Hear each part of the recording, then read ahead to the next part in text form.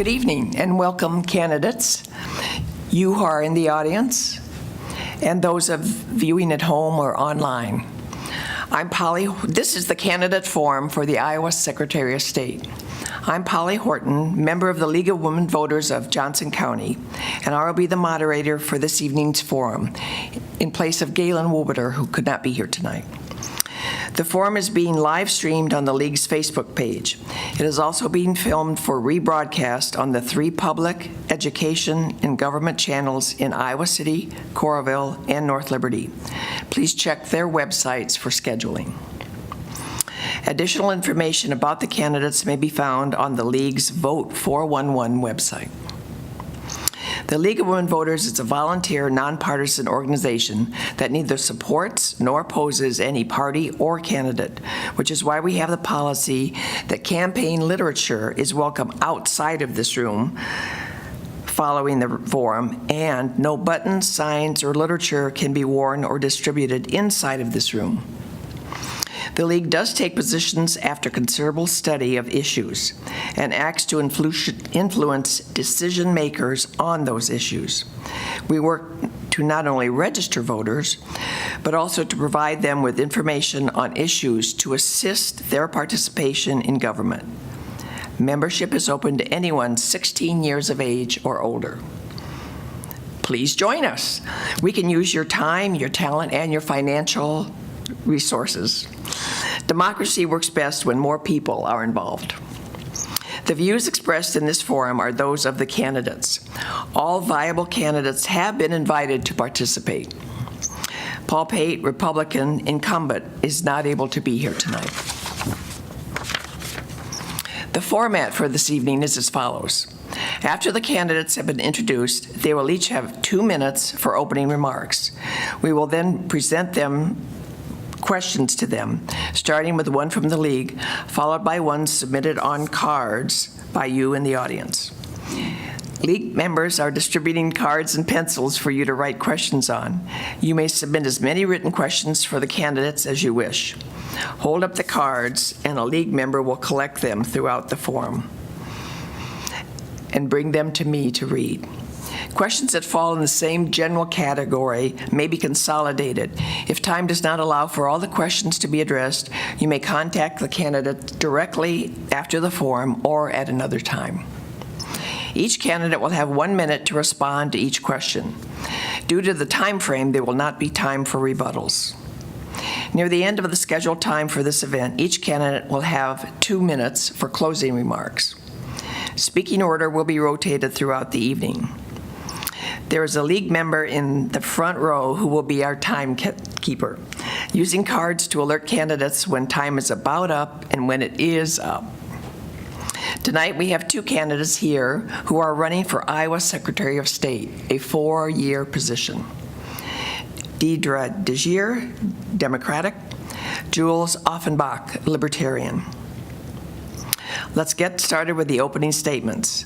Please speak directly into the microphone so you can be heard here and over the television broadcast.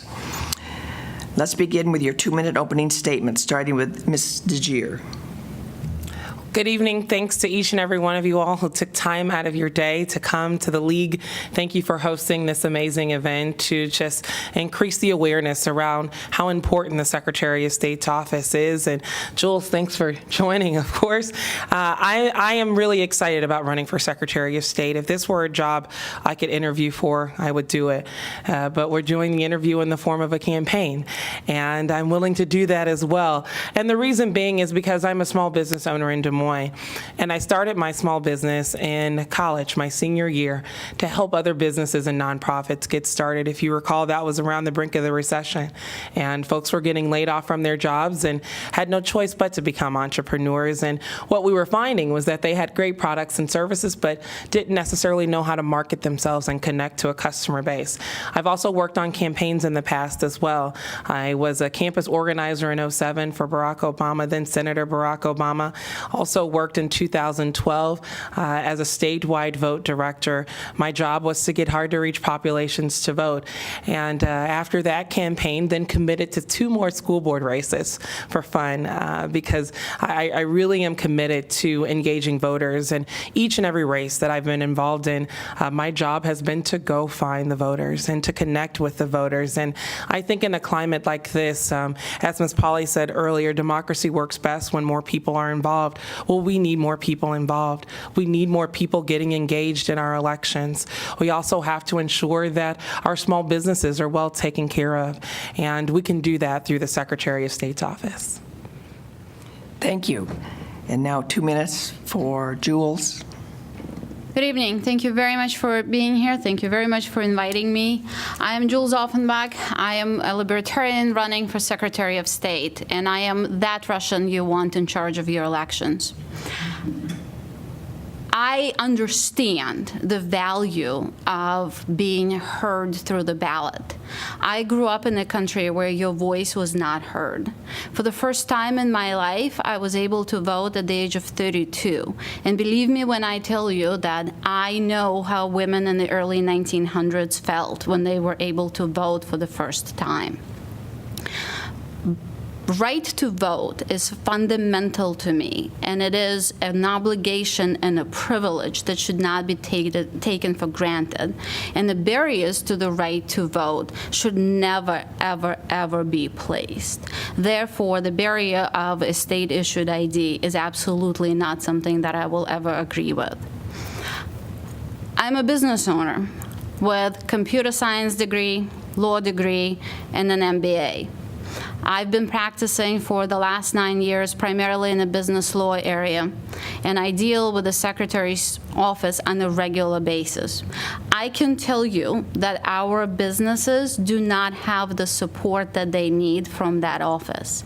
I can tell you that businesses struggle with registering their businesses, with changing their fictitious names, with filing their biannual reports.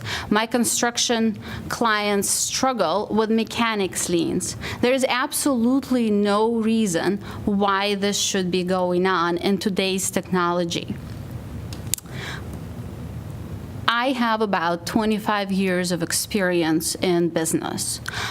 In my early 20s, I hired, trained, managed, and fired, if necessary, people when I ran the help desk at the county government in New Jersey. I am an Iowan because 14 years ago, my company took me to Iowa to establish the office here and create jobs. Thank you. Thank you. The first question is from the League of Women Voters. Iowa is one of 4 states that does not restore voting rights to felons who have completed their sentences. Do you believe that felons should have voting rights restored? Why or why not? And we'll start with Jules. Thank you. Absolutely.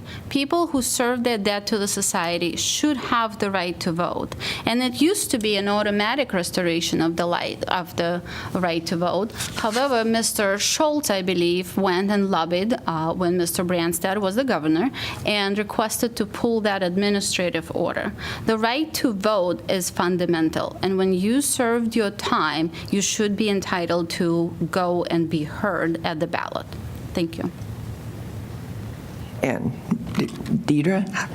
So when we think about folks leaving prison and going back into mainstream society, the expectation is that they go back, get a job, and add value to their communities.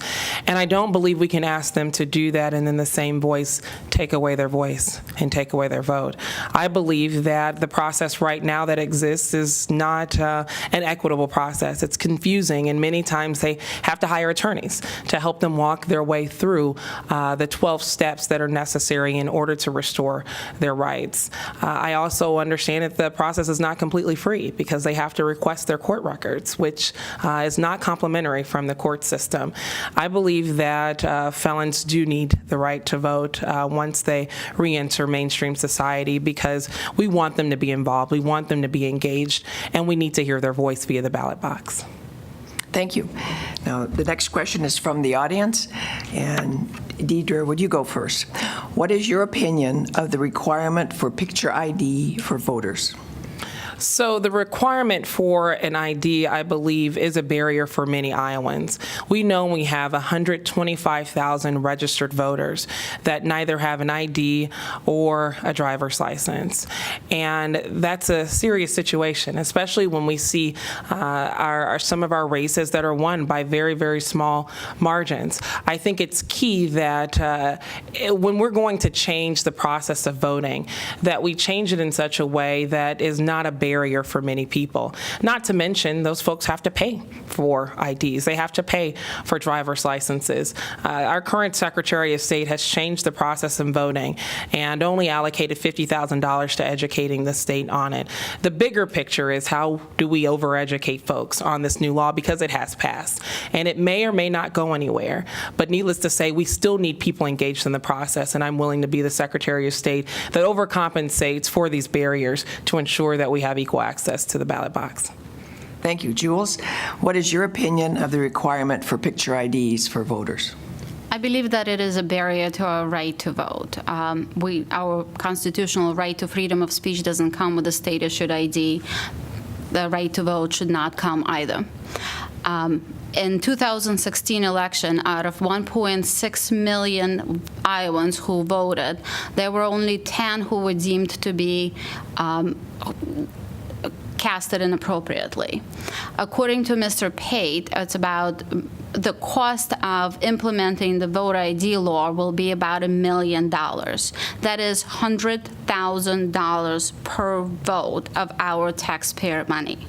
The ACLU pulled the numbers from the state of Indiana, and the similar law cost them to implement about $10 million. That is $1 million per vote. That is a waste of taxpayer money, and I am absolutely not somebody who will stand for that. The next question, we'll start with you, Jules. How would you make Iowa's voting process transparent?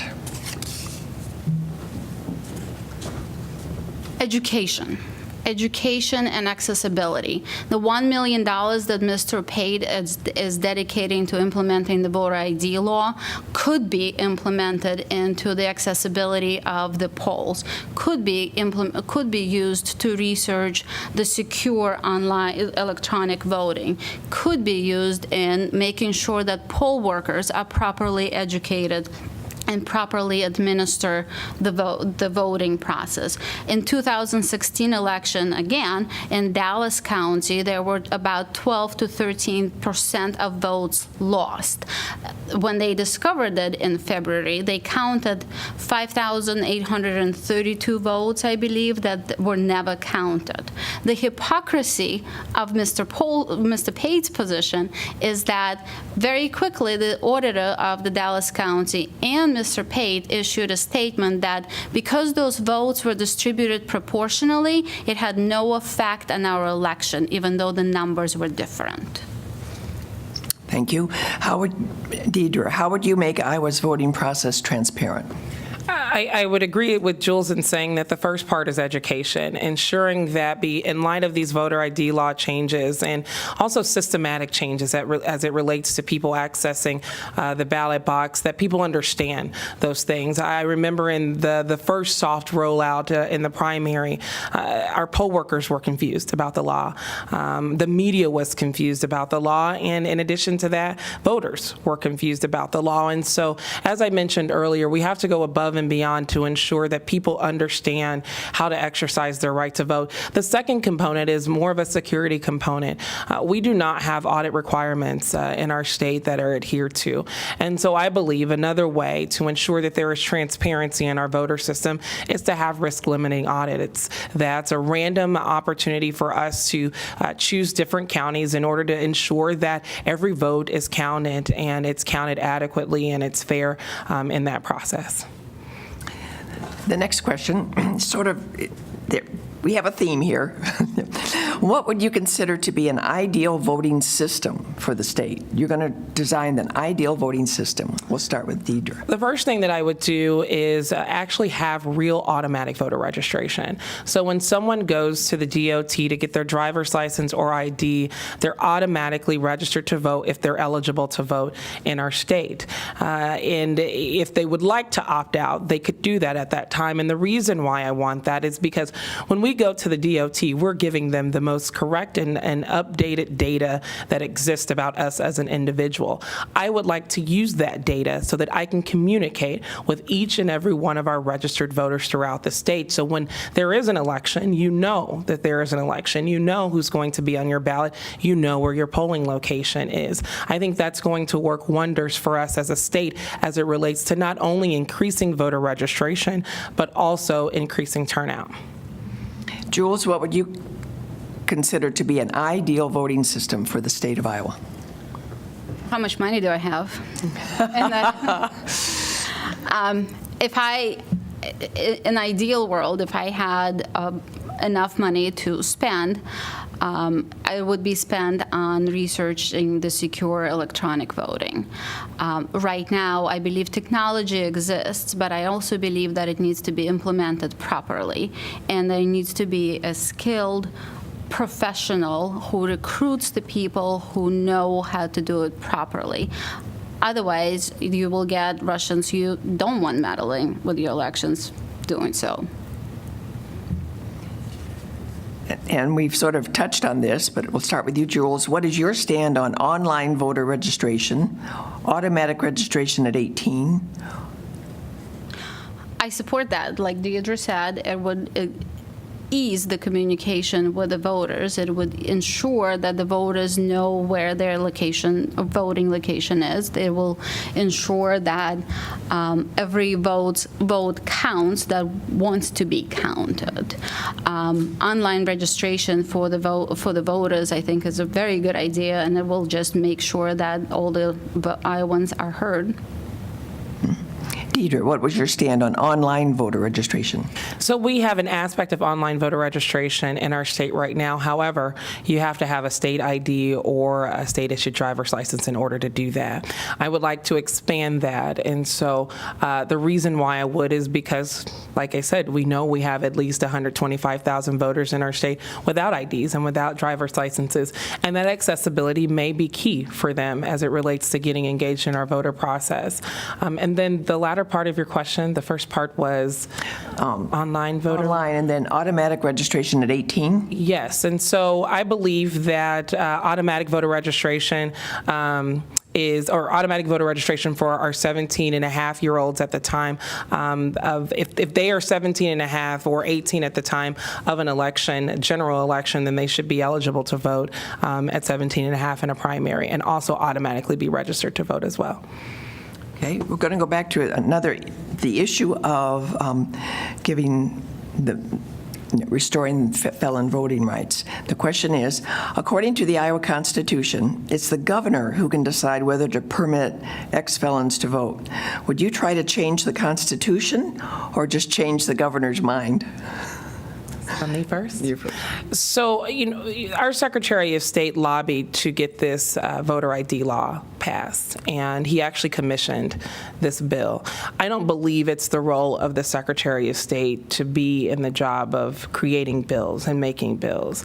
I believe it's the job of the Secretary of State to commission our elections and our campaigns and to oversee business registration. I think in order to ensure that this role maintains its nonpartisanship, that it not get into the weeds of creating legislation. But however, I do know that I have spoken with gubernatorial candidates, and not all of them obviously agree with automatic restoration of voting rights, but I'm on the side of those who do agree for automatic voter registration rights for our felons. Jules. It is the libertarian position that automatic voter registration voter rights need to be restored once the person served their time. We call our prisons rehabilitative facilities. Therefore, we should treat people who come out of prisons as rehabilitated persons. I am a lawyer. I believe in Constitution, and I believe that Iowa Constitution is a lot stronger when protecting Iowa rights versus the United States Constitution. I believe that I would not want to change the Constitution. I would most certainly want to change the governor's mind and go back to automatic restoration of the rights. Thank you. So we'll start with you, Jules. Please talk, please talk about your ideas on how to engage voters in unrepresented and marginalized communities. Ideas on how to engage voters in underrepresented and marginalized communities. The voter outreach programs that are lagging right now, our current Secretary of State does not participate in about 2/3, I believe, of committee meetings that he's supposed to. So I really don't expect him to go and participate in any of the voter outreach programs. I wish he did, because that is in my opinion, the job of the Secretary of State to engage the voters. I also think that Mr. Pate's inability to cooperate with the county auditors and with their association to help them with education and to help them with their outreach is inappropriate. And that is something that I most certainly would do, is start with the county auditors, who I know are doing a great job, the majority of them, at their outreach programs. So, Deidre, talk about your ideas on how to engage voters in underrepresented and marginalized communities.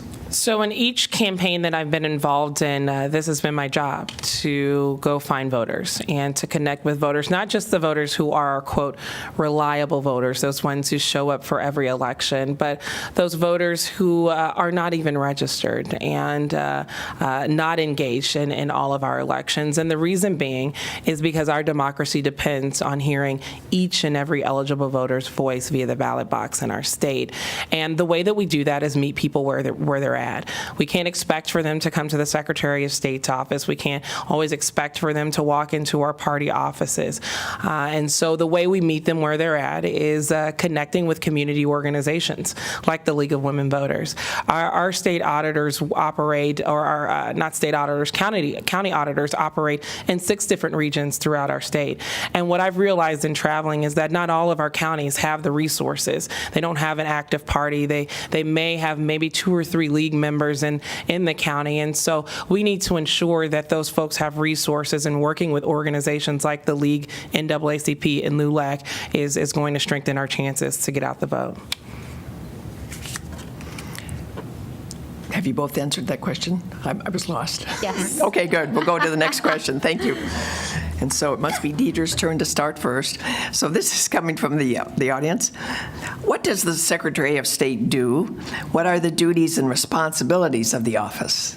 Deidre. So I'll give you 2 big buckets because I only have a minute. The first big bucket, Commissioner of Elections and Campaigns. So they are the ones who oversee all of our elections and the administration of our elections through the county auditor's office. They also are in charge of ensuring that our candidates have the ability to actually file and become candidates, and educating those candidates on how to actually be a candidate and follow the code.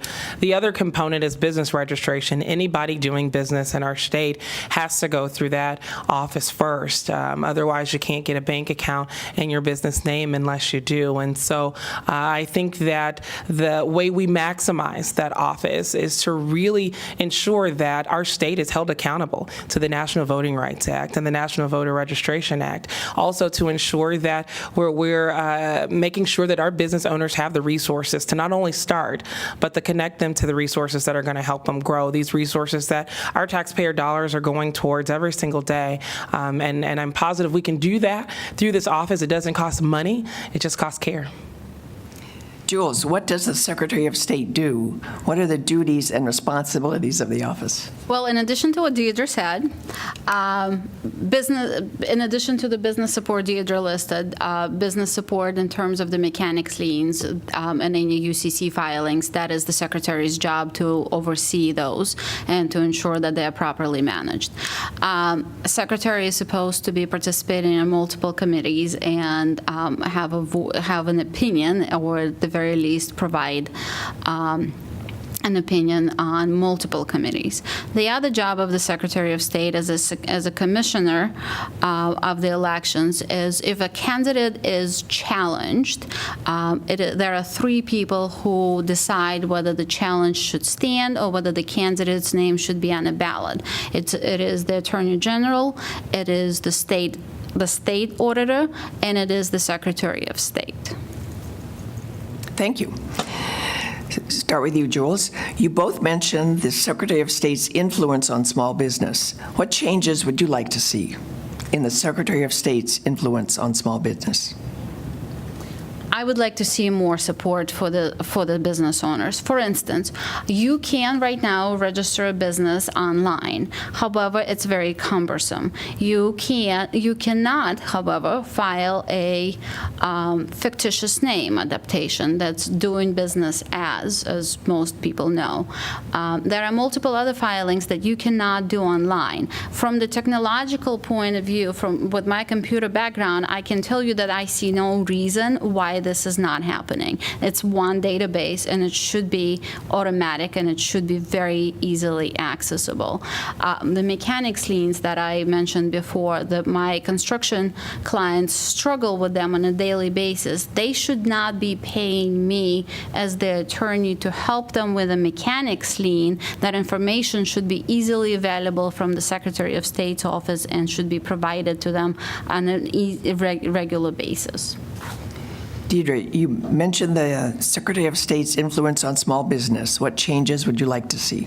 So the first thing is that office should not take for granted that because someone is starting a business that they know exactly how to do business in our state. And working with my small businesses, many times they walk away from that office very confused on what their next steps are.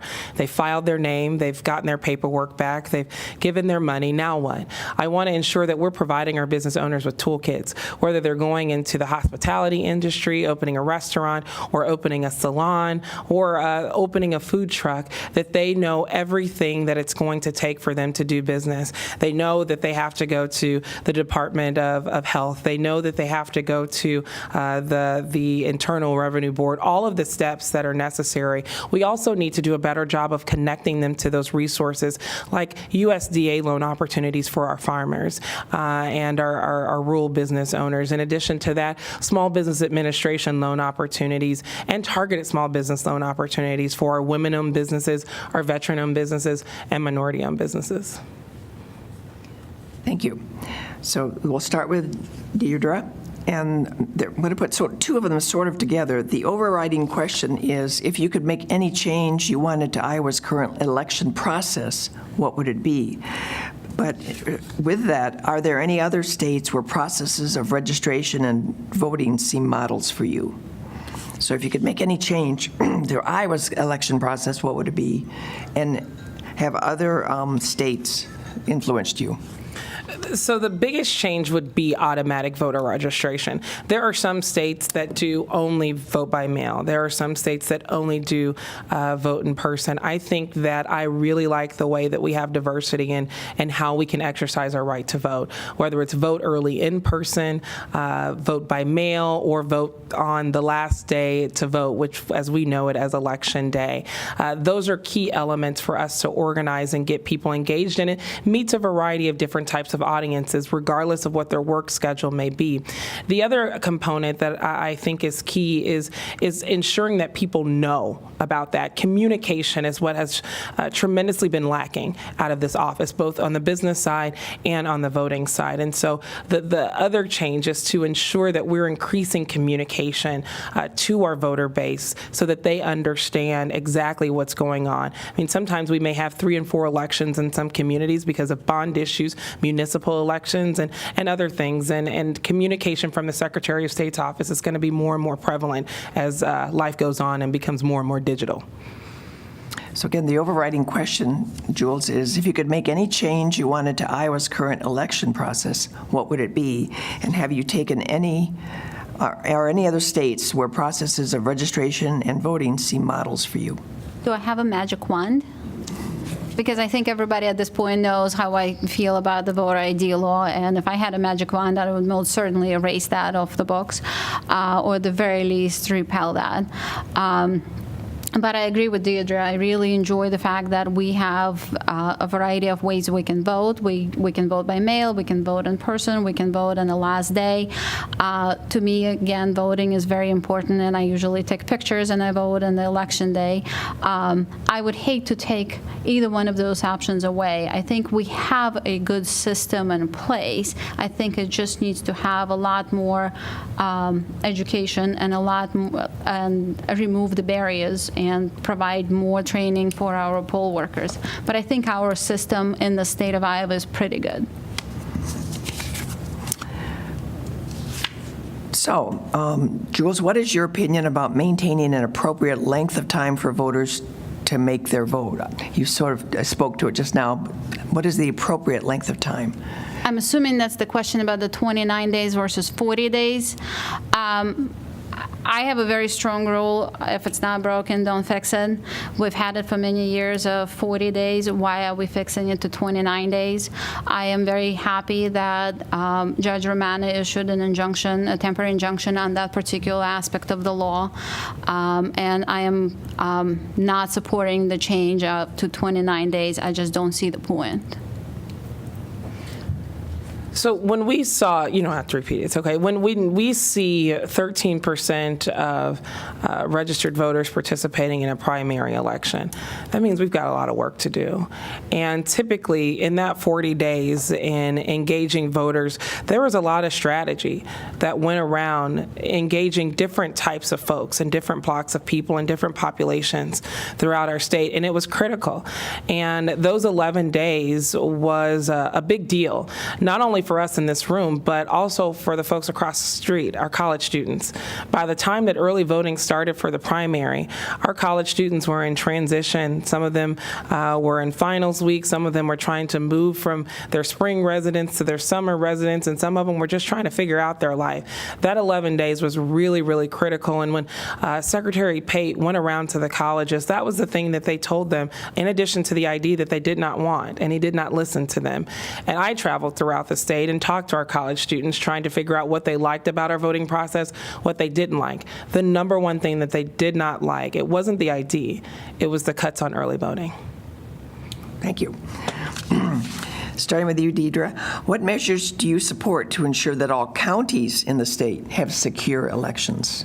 Yes. So we recently got approved for HAVA money, a little over $6 million. It's called Help America Vote Act. We received those dollars previously. However, at that time, Mr. Schultz, the Secretary of State, misused those dollars, and those are the dollars that he used to find voter fraud and research voter fraud in our state. Needless to say, we're given a second chance. The state had to pay back over $250,000 of that misused money. But now that we have a second chance, we need to use those dollars to improve voting machines. Paper ballots is key as it relates to elections. I know sometimes we may want to vote electronically out of convenience, but we know that there are folks trying to embark on our election system, and it's pretty difficult to hack paper. And so I would like to ensure that each and every one of our counties has up-to-date machines. Not all of them can afford it, like Johnson County or Polk County. If they heard me saying that, they'd be like, we can't afford it either. But at any rate, I think it's important to ensure that we have the best possible machines in order to administer our elections and ensure that every county is treated fairly as well. So, Jules, what measure would you support to ensure that all counties in the state have secure elections? Well, for starters, join the County Auditor Association and participate in their meetings and their training and provide training to them. I think that would be a good start. That currently the county auditors are complaining about that they're not getting that support from Mr. Pate. It is my understanding that Mr. Pate provided 2 trainings in a year, neither of which the county auditors could attend, and he does not attend any of their meetings of the association. So working with county auditors, essentially they're the ones who are there overseeing the elections in their county. Working with them is the most important thing in ensuring that elections are administered properly, and working with county auditors all over the state is the key. I think I said that twice. Thank you. Jules, we'll start with you. We're moving away a little bit. In order to measure the results of the new voting laws passed in Iowa, what statistics would you recommend gathering? As I have mentioned before, out of 1.6 million voters in Iowa in 2016 election, only 10 were counted as people who improperly casted the vote, whether they were immigrants who didn't know they couldn't vote, or whether they were, I believe there were 2 people who were felons who thought their rights were restored. So only 10 people. That is an important statistic, that out of 1.6 million, we had 10. The other important statistic is the cost. That is something that, as I mentioned before, ACLU pulled up the numbers from Indiana, from the state of Indiana. Mr. Pate himself suggests that it will cost about $1 million. That's the important statistic. The other statistic that needs to be looked at is again, Dallas County votes that were lost and then found. They had about 6,000 votes, had no impact on the outcome of our election, according to Mr. Pate and Dallas County Auditor. Deidre, in order to measure the results of the new voting laws passed in Iowa, what statistics would you recommend gathering? I would gather the number of people who are turned away. That, I think, is the biggest issue about this new law, is that we have seen minimal education from the Secretary of State's office. And luckily, this year, we have a record number of candidates running throughout the entire state, which means that those candidates are organizing in their respective neighborhoods and their communities. And so hopefully, that's going to help us with this midterm election. But I believe measuring the people who are turned away are going to show us how this process has infringed on the voter, because anytime one voter is turned away, it's an injustice to our entire system. Thank you. Well, what is the best way to expand voting rights in the state? Can you support your answer? Deidre.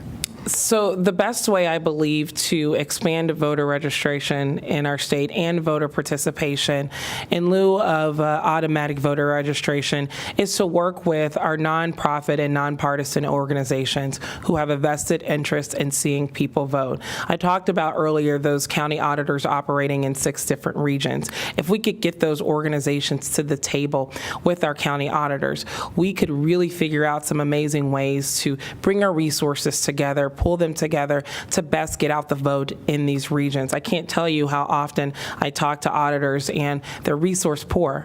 And when we're looking at our county organizations, they don't have the resources to get out the vote as well. When we work with these organizations who are connected with voting blocks, it's going to expand. Not only that, it's going to depoliticize the vote. And that's key in the climate that we're in right now. We have schools who don't want to open up to be polling locations. We have schools that don't want to do the voter registration drives that they're required to do by state code each year because the vote has been so politicized. So that would be the second thing.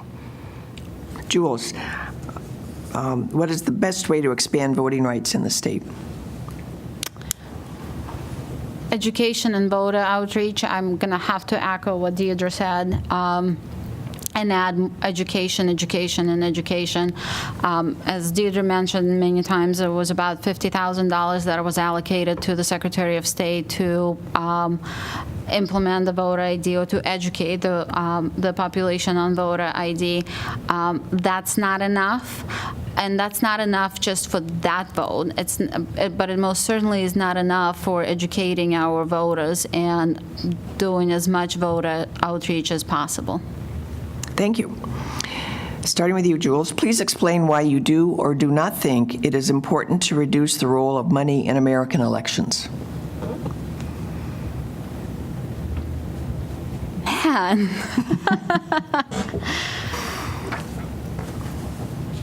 Oh, thank you. I am going to bring up the debates of gubernatorial candidates.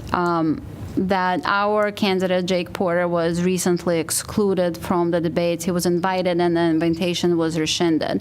And one of the reasons one of the TV stations said, provided to him, was that he didn't raise enough money. Libertarian Party is a major party in the state of Iowa. Libertarian candidates should be on that debate stage, and the money should not, how much money he raised or did not raise, should not dictate how much, whether his voice is heard in the state of Iowa. So I don't know if I answered that question. I do believe that the amount of money that is spent should be minimized. But I don't have a good answer as far as by how much and what measures need to be taken to do that. So do you explain why you do or do not think it is important to reduce the role of money in American elections? I think it is important to reduce the role of money. As a first-time candidate, when I spoke with a consultant about running, the first question that they asked me was, how much money can you raise? Not how many votes can you get? It's important that we really adhere to this concept that our democracy is for the people and by the people. And too often we get caught up in polls and we get caught up in how much money a candidate is raising, and that really drives the conversation. I want to take the money put the money as less of a priority and make the priority about the people, the voters, because before we're Democrats, before we're Republicans, Libertarians, before we're rich or poor, we're people first, and we've got to keep that as a basic fundamental aspect of why we vote and why we participate in our democracy.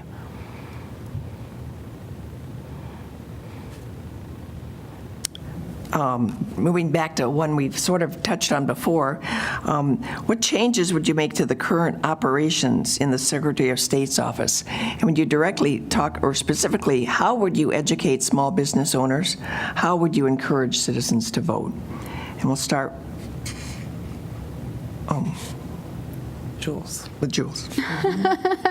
Thank you. Right, I answered that last, right? You answered last, so usually it goes. So it is me. My bad. Okay. Could you repeat the question? I'm sorry. She wasn't listening because she expected me to answer. I was trying to get So it has to do with what changes would you make to the current operations in the Secretary of State's office? Specifically, how would you educate small business owners? You both mentioned that. How would you encourage citizens to vote? But once you find them, how are we going to? So the first change that I would make in that office outside of the business registration and voter encouragement is to hire a director of election security, because I think it's ever more important that we take election security a little bit more seriously outside of the Secretary of State having security clearance. Reason being, it's because we know people are in rooms and they're paid to hack systems. We've seen it with Google, we've seen it with Sony, we've seen it with 21 of our states throughout the country. And having someone that's in place, their job every day is to ensure that our election system is secure and that we're not being reactive, but rather we're being preventative and staying ahead of the game. In addition to that, with our small business owners, we have to implement strategies and processes so that when an individual walks in that office, the front office staff is ready to be able to provide that person with the information that's necessary for them to do business in our state. Doesn't mean we're in the business of service delivery, because we have other departments throughout state government that can do that, but we could at least connect our business owners to those other departments. Okay. So, Jules, specifically, how would you educate small business owners and encourage citizens to vote by making changes to the current operations in the Secretary of State's office? I would start with the audit of the Secretary of State's office and identify the waste that there is right now. I believe that and I'm going to get a lot of slack for that. I believe that every governmental agency has a lot of waste, and it needs to be audited and eliminated. I believe that the information that Deirdre says, if there are no funds to provide for the educational material to our business owners, at the very least we can throw it on a website and have people go to that website and provide the links to the website and the Secretary of State. The most important thing to me as somebody who deals with that office on behalf of the business owners is to have the registration of the business as smoothly as possible and to change that system as quickly as possible so that our business owners feel that they are supported. I'm out of time. Okay. Secretary Pate has a lot of experience in this position. What qualities do you have that you believe makes you the better candidate, Jules? I've been a business owner or worked for a startup or managed people since I was 17. I am in my 40s now, so I have about 25 years of experience. I have computer science education, and I spent 10 years in computer field before I went to law school and got my MBA at the same time. Computer science education is very beneficial to somebody who wants to implement online registration or automatic registration or online business registration. I can manage people. I have done this for years. I run my own business now.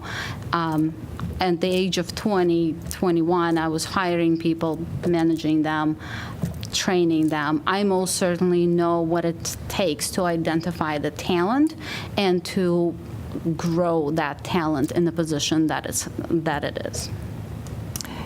Deirdre, Secretary of Pate has a lot of experience in this position. What qualities do you have that you believe make you a better candidate? I would disagree in saying that he doesn't have a lot of experience in this role. I've been the end user of this office my entire career.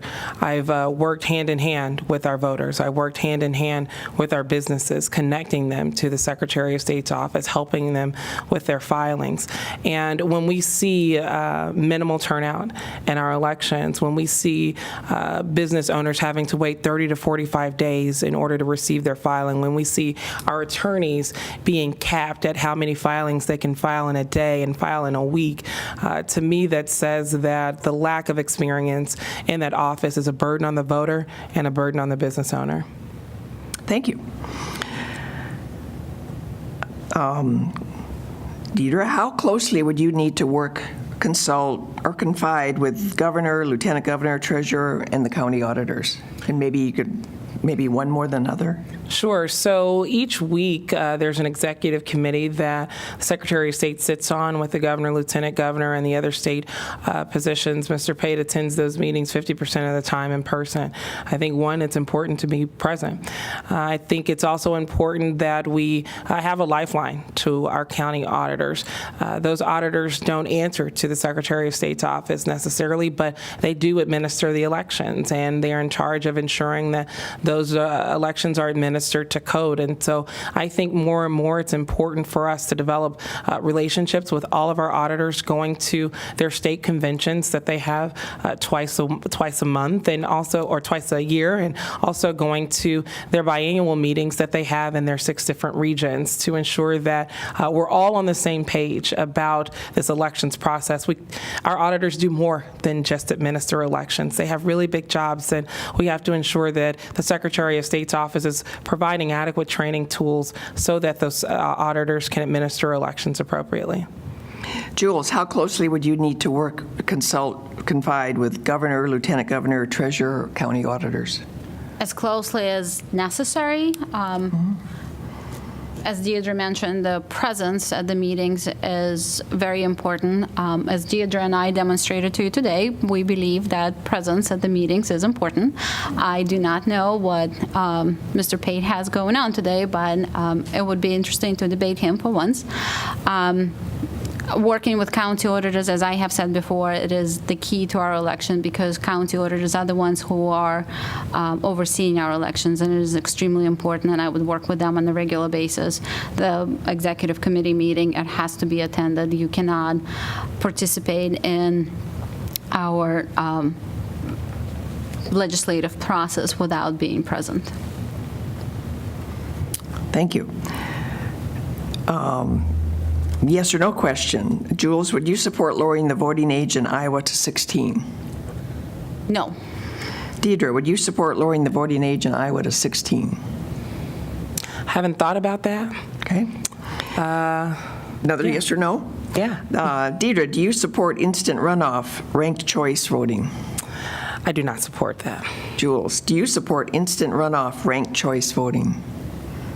No, I do not. Okay, and now I have one more question that's, well,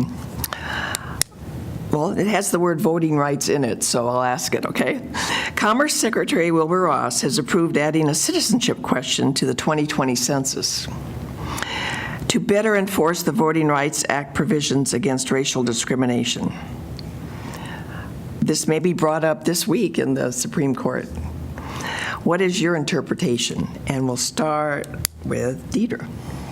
So I've worked on census, trying to get people to actually complete it, and there's a lot of misconceptions around them participating in the census. You mean complete the census? To actually participate in the census, and I think adding that question will make it even more difficult for people to feel comfortable completing that document. And I think it's important for us to know who lives in our communities, and that census helps us do that. And so I would not be in favor of adding that question.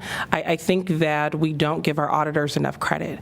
They are very, very capable of finding the mistakes that happen when people are voting twice, whether it be by accident or on purpose. They're very capable of meshing up addresses from different counties to ensure that voters are voting in the right county. And I think by taking those measures, we're basically not valuing the work that our auditors are doing and what they're capable of. Thank you. You want me to read it again, Jules? No, I can answer that. As an immigrant, I can tell you that when I first came to this country in '92 and we were getting the census paperwork to fill out, we were afraid. This isn't something we were going to do without that question. I can only imagine how much more of diversion this question would be to an immigrant. So no, I would not support that particular position. Thank you. Well, we've come to the end of our questions. Any more for us? No? So we will start our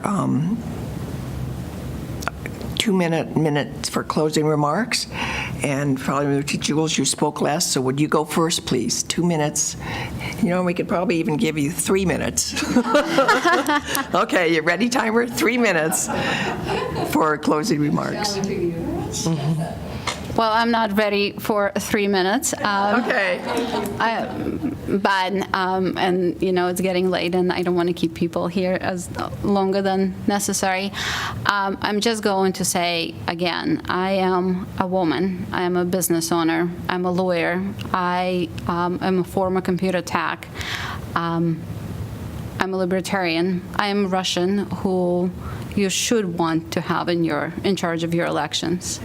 But if that's not enough, I'm also a mother of 2 teenage boys.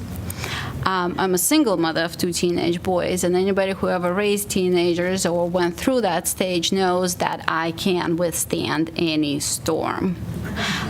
And that, my teenagers, was the reason I said, no, I would not lower the age to 16 to vote. I love my children. They're great kids. They support me in everything I do. But I do not believe that they're ready to make those decisions. Thank you. Peter. I'm an African-American woman, and when I think about the right to vote, women have only been voting 98 years. African Americans have only been voting without conditions for a little bit over 50 years. I talked about all those races that I worked on. The first race that I worked on was this woman running for elections commissioner in Yazoo County, Mississippi. And she stands at about 6'5". She was a teacher at that time, and she had been teaching about 25 years, and she's my grandma. And my grandma forced me to work on that race. Didn't get compensated, didn't even volunteer, but as I always say, no one says no to Maddie Kay. And I'm glad that she forced me to work on that race, because at a young age, she was planting the seeds in me to the point that I understood the value of the vote. I understood truly what that sacrifice meant. She didn't have to go and run for this county office that I don't even know if she got paid to do it. But she did it because she wanted her students to get involved, and she wanted their parents to get involved. When we see minimal turnout in our elections, in our municipal elections, in our midterm elections, we know we can do better than that. We're home of the Iowa caucuses, first in the nation. And when we say that, in that same breath, I want to say that we're just involved in our school board and city council elections. I don't think it's enough to have 1.9 million registered and active voters when we have 2.4 million eligible voters in our state. I don't think it's enough for 13% of folks to show up for a primary race. I know that we can do better than that. I don't believe it's the party's job to get people out to vote. I don't believe it's the candidate's job to get people out to vote. It's the Secretary of State's job to build our voter base and instill in our students at an early age the importance of their most fundamental right that they have to access the ballot box. I don't want us to lose sight of our future voters. I don't want us to lose sight of those voters that believe that their vote doesn't matter and their vote doesn't count. We need a Secretary of State that's making a conscientious effort to engage our communities. We also need a Secretary of State that is about business and about our small businesses. Rural Iowa depends on the backbone of our small businesses, whether they're on Main Street or they have acreages. And if we have a Secretary of State that's focused on our businesses, they're focused on providing those resources to our businesses are going to be well off, because we have over 260,000 of them in our state, providing jobs for about 50% of the workforce. We don't know what economic trials and tribulations are ahead of us as a state, but what we do know is that we can prepare our small businesses for it. I won't forget 2008, driving around to dilapidated strip malls and car lots that once had hundreds of cars now have 5. I don't want us to have to deal with that anymore, because our business owners are not only providing for their families, but they're creating jobs and they're adding value to our communities. Thank you. Thank you to the candidates, to those of you in the audience, those watching at home, Iowa City for the use of this facility. Thank you to the staff of our local television station for making this videocast and live streaming possible. We would like to remind you that the views expressed in this forum are those of the candidates, and the sponsorship of the forum is not an endorsement of any candidate. Remember to vote on or before November 6th. Good night.